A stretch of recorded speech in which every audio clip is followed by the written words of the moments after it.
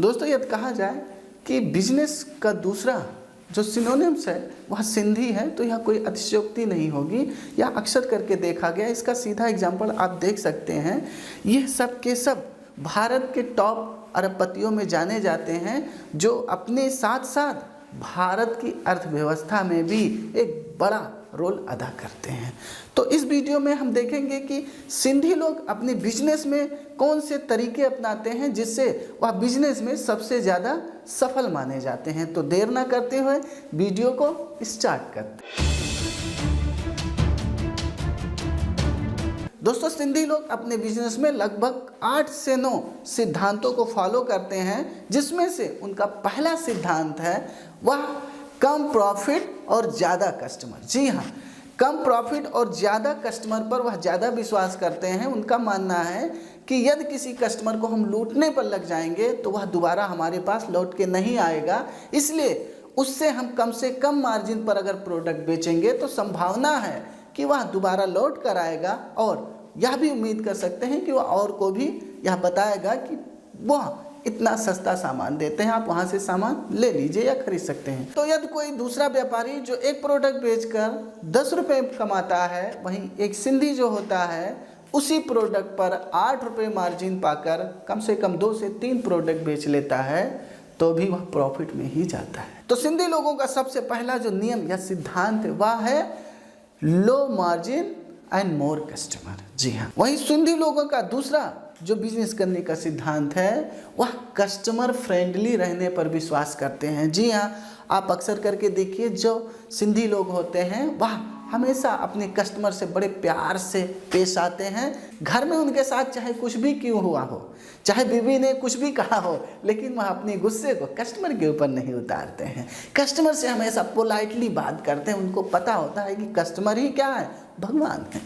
तो दूसरा इनका जो सबसे बड़ा सिद्धांत है अपने बिजनेस में जो ये सिंधी लोग अपनाते हैं, कस्टमर फ्रेंडली रहने पर विश्वास करते हैं। वही सिंधी व्यापारी अपने बिजनेस में जो तीसरा सबसे बड़ा सिद्धांत फॉलो करते हैं वह अपने एम्प्लॉय के साथ हमेशा पारिवारिक रिश्ता बनाए रखने पर विश्वास करते हैं। जी हाँ दोस्तों, उनको भी पता होता है कि हमारा जो सबसे बड़ा अगर कोई कंपटीटर हो सकता है तो वह कोई दूसरा नहीं, हमारा स्टाफ ही हो सकता है। कहीं अगर हमारे स्टाफ का कोई बंदा बिजनेस कर लेता है तो यह संभावना ज़्यादा है कि सबसे बड़ा कंपटीटर वही होगा, क्योंकि हमारे बिजनेस के जो सीक्रेट्स होते हैं वह उसी को पता हो सकता है। तो इसलिए वह अपने एम्प्लॉय जो होते हैं उनके साथ एक पारिवारिक रिश्ता बनाए रखने पर विश्वास करते हैं। वहीं सिंधी लोगों का चौथा जो बिजनेस करने का सिद्धांत है वह हमेशा मार्केट और प्रोडक्ट से अपडेट रहते हैं। जी हाँ दोस्तों, सिंधी लोग हमेशा मार्केट की तरफ नजरें गड़ाए रखते हैं। वह देखते रहते हैं कि इस समय मार्केट में कौन सा ऐसा प्रोडक्ट आया है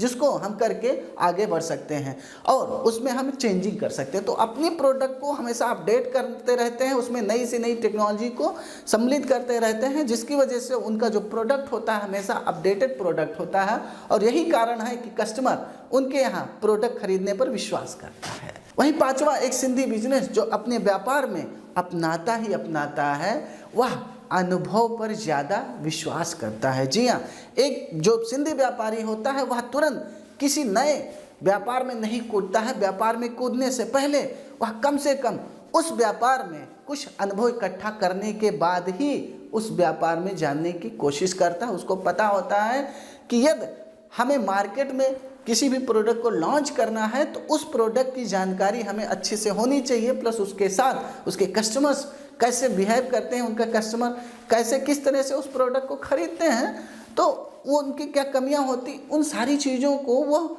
जानने की कोशिश करते हैं किसी भी व्यवसाय में प्रवेश करने से पहले। यही कारण है कि जो सिंधी लोग होते हैं वह अपने बच्चों को पढ़ाई पर कम से कम फोकस करने की बात करते हैं। वो कहते हैं कि बेटा कुछ भी हो जाए, पढ़ाई करने के बाद तुमको बिजनेस करना ही करना है, और वह अपने बच्चों को भी सीधे अपने व्यापार में नहीं उतारते हैं।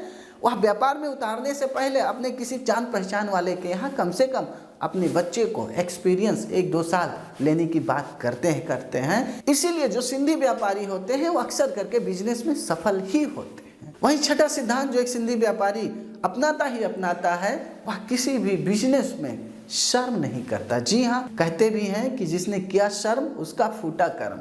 इसीलिए जो सिंधी व्यापारी होते हैं वो अपनी पॉकेट मनी या अपनी आर्थिक स्थिति के हिसाब से ही बिजनेस स्टार्ट कर देते हैं। वह देर नहीं करते हैं कि जिस दिन हमारे पास 1 करोड़ या 10 लाख होगा तभी हम उस बिज़नेस को स्टार्ट करेंगे, अन्यथा नहीं करेंगे। ऐसा नहीं होता। सिंधी व्यापारी जो होते हैं वह बिजनेस को स्टार्ट कर देते हैं अपने पॉकेट मनी के अनुसार, चाहे वह बिजनेस छोटा हो या बड़ा हो।